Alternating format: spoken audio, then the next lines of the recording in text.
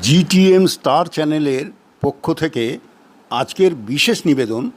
শ্রীমতী নির্মলা সীতারামনই কি বিজেপির পরবর্তী জাতীয় সভাপতি হতে চলেছেন? হ্যাঁ, বিস্তারিত শুনুন।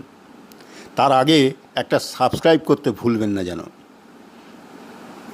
বিশ্বস্ত সূত্রের খবরে জানা গেছে,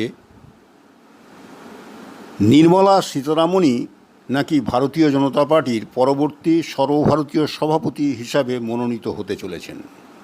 শিক্ষিত, রুচিশীল এবং সাধারণ ভারতীয় মহিলাদের মতো ঘরোয়া এই মহিলাই সর্বভারতীয় নেতৃত্বের পছন্দের তালিকায় প্রথম নাম।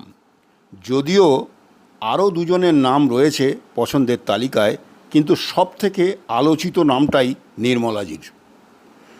ভারত সরকারের সবথেকে সফলতম মন্ত্রীদের মধ্যে যিনি একজন, যাকে আমরা দেখেছি সাফল্য আর স্বচ্ছন্দের সঙ্গে যেমন প্রতিরক্ষা দপ্তর চালাতে, তেমনই দেখেছি ভারতবর্ষের অর্থমন্ত্রী হিসাবে দক্ষতার সঙ্গে ভারতবর্ষের মতো সুবিশাল একটা দেশের অর্থনীতিকে সমৃদ্ধ করার সুকৌশল।